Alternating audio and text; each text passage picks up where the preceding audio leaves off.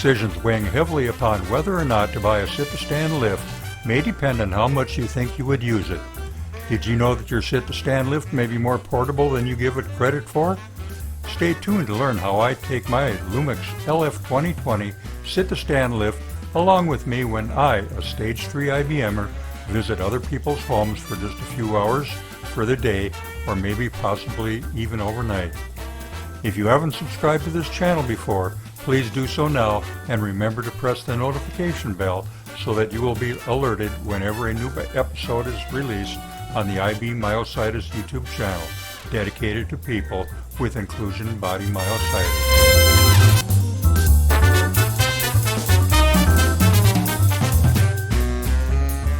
I'd like to use a recent trip away from home where taking my sit-to-stand lift along with me made for a much more pleasant experience. Our visit to a friend's home about 20 miles away could have resulted in a long visit sitting in my power chair or an early exit due to having to go to the bathroom while being there. There are 4 prerequisites for making this trip possible for me: a power chair, a sit-to-stand lift, a 7-foot folding ramp, and most importantly, a ramp van. I know many IBMers that are in the 3rd stage of this horrible disease probably own all 4 of these items. But how do I get that rather large sit-to-stand lift into the van, leaving enough room for me to enter in my wheelchair and get locked into the docking device mounted on the passenger side front floor? I bet that's crossed more than a few of my viewers in the past minute. Easy peasy. No disassembly is required, but I bet most sit-to-stand owners have never thought about attempting to take their lift device along with them when traveling to some friend's home or even on an overnight trip that includes a hotel stay. Here is how I accomplish this feat. First of all, position the legs of your sit-to-stand lift to the narrowest position. Secondly, have your caregiver push your sit-to-stand lift up the ramp and into the van with the intention of putting the open end of the sit-to-stand lift pointed towards the front of the van. Push the sit-to-stand lift all the way to the left side of the van and towards the rear of the van. Lock the rear wheels of the sit-to-stand lift and secure the sit-to-stand lift to the anchor points on the floor using securement straps.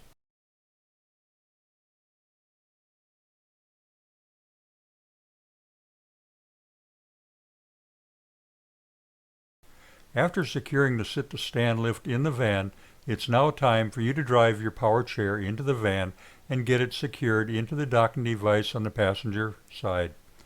As a sit-to-stand lift takes up some of the real estate normally used to make a turn inside the van, you'll have to tip the seat back, therefore raising the footrest above the leg of the sit-to-stand lift. This permits you to pull in far enough to make a 90-degree turn and access the docking station on the floor. The 4th piece of our equation to success was stowing the folding 7-foot ramp in the back hatch area of the van. After securing me in my seatbelt, we're off to our destination.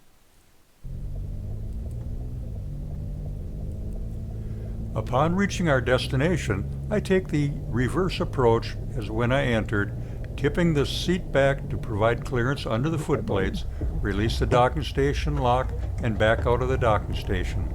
I slowly reverse until the footplates can clear the post at the front of the door opening. I then slowly drive my power chair out of the van and down the ramp. It takes just a few seconds more for my caregiver to disconnect the securement straps, unlock the wheels, and roll the sit-to-stand lift down the ramp, ready to use whenever and wherever I need it. In many visits, I also require the use of a folding 7-foot aluminum ramp, which has been stored in the back of the van for the trip. Another minute of ramp setup, and I'm ready to enter our friend's home with a sit-to-stand lift following right behind.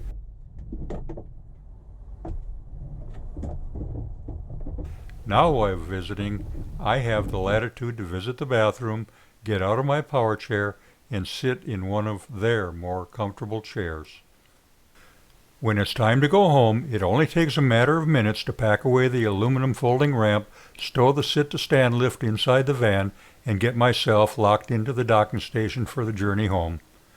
And that, folks, is the process that I use to get me out of the house every once in a while, to continue trips and visits while all being in the deep third stage of inclusion body myositis. If you enjoyed this video, please click on a thumbs up symbol found below your screen. Until the next time we travel together on this IBM journey, stay safe, my IBM friends.